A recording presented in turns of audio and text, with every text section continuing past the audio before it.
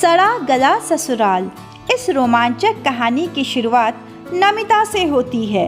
नमिता बड़ा ही उदास सा चेहरा लेकर अपने अपार्टमेंट के नीचे टहल रही होती है। तभी उसकी सहेलियां आती है। अरे नमिता, क्या हुआ? तुम इतनी उदास क्यों हो? अरे क्या बताऊं, भैया के ऊपर ना घर की सारी जिम्मेदारी आ गई है। बेचारे सुबह जाते हैं तो थक हार कर बस के धक्के खाकर इतने पसीने पसीने होकर घर वापस आते हैं। काश कि मैं उनके लिए कुछ कर पाती। भाभी तो दिन भर घर में ही रहती है।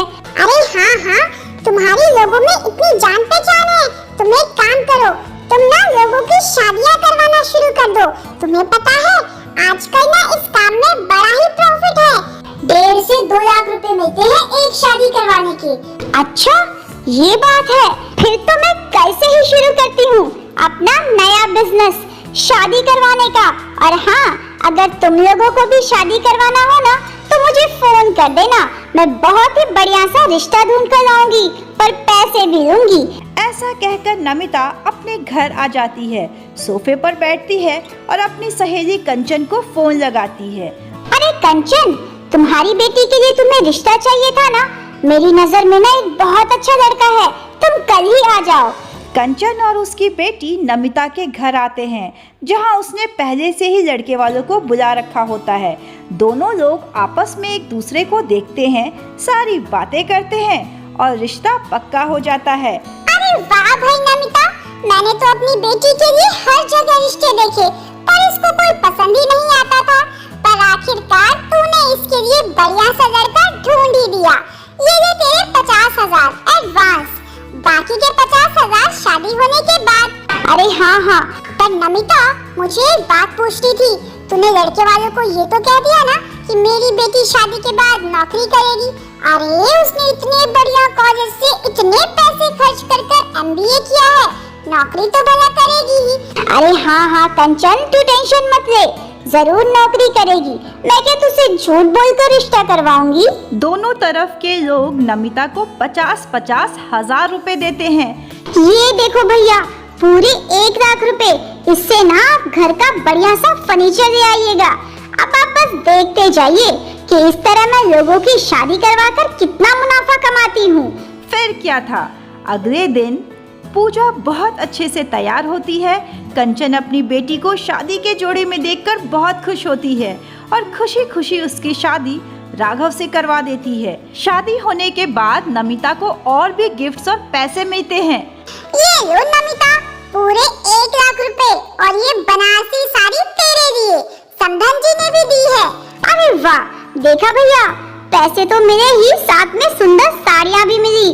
अरे वाह ननन जी, आप तो छा गई। लेकिन शादी के कुछ दिनों बाद ही पूजा अपने पति राघव से कहती है, मैंने ना ऑनलाइन इंटरव्यू दिया था और मैं सेलेक्ट हो गई हूँ। अब मुझे कैसे जॉब करनी है। ये क्या कह रही हो? जॉब? नहीं, हमारे घर की बहू बेटियां जॉब नहीं करती। हमने तो नमिता बुआ को पहले ही कह दिया था कि हमें घर में रहने वाली चाहिए। दोनों के बीच बात बढ़ती है। उनका चिल्लाना चीखना सुनकर सासू माँ भी आती है। अरे बेटा, हमने तो पहले ही जॉब वाली के लिए मना कर दिया था। नहीं माँ जी, मुझे तो नमिता बुआ ने कहा था कि मैं शादी के बाद जॉब कर सकती हूँ, जैसे चाहूँ वैसे कपड़े पहन सकती हूँ, अपने हिसाब से रह सकती हूँ। ये क्या बात हुई? इसका मतलब उसने हम दोनों पक्षों को धोखा दिया है।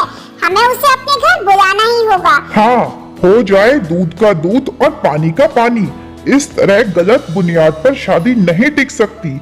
हर रोज राघव और पूजा के बीच में लड़ाइयाँ होती है और एक दिन उसकी माँ कंचन को भी इस बारे में पता चलता है। जब वह अपनी सहेली नमिता को फोन करके बुलाती है तो नमिता बड़ा ही डर जाती है। अरे ये क्या कह रही हो? शादी के बाद तो सब कुछ ठीक हो जाता है, बात इतनी बढ़ गई है। तुम चिंता मत करो कंचन, मैं जल्दी ही आती हूँ और सब कुछ निपटा देती हूँ। हाँ, जल्दी तो तुम्हें आना ही पड़ेगा। पूरे 1 लाख रुपए लिए हैं और सिल्क की साड़ियाँ भी। जैसे ही नमिता पूजा के ससुराल पहुंचती है, वहां सास पति और दोनों समधियों के बीच में जंग छिड़ी होती है। अरे नमिता, तुमने धोखा क्यों दिया? तुमने तो कहा था कि शादी के बाद मेरी बेटी जॉब कर सकती है, पर ये लोग तो साफ इनकार कर रहे हैं कि हमने पहले ही बता दिया था हमें जॉब वाली लड़की नहीं चाहिए।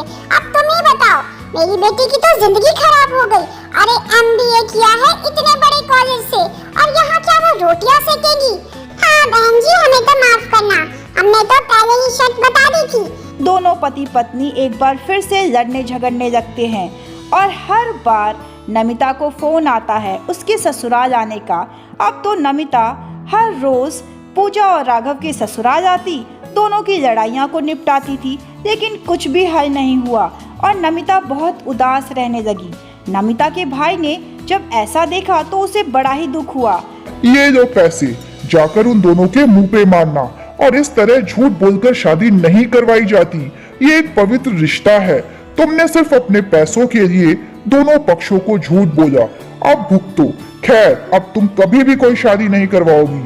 सीधा जाकर दोनों पक्षों को पैसे दो, उनके सारे गिफ्ट्स उनको वापस करो। नमिता अपनी सहेली कंचन और उसके समधी को पूरे 1 लाख रुपए और सिल्क की साड़ियाँ वापस कर देती है और उनसे माफी भी मांगती है। अपने भाई को वह धन्यवाद कहती है। नमिता एक बार फिर से लोगों से मिलती है, उनके मन की बात को समझती है, दोनों जोड़ों को आमने सामने बिठाती है, दोनों पक्षों के समधियों को बैठकर बात करवाती है।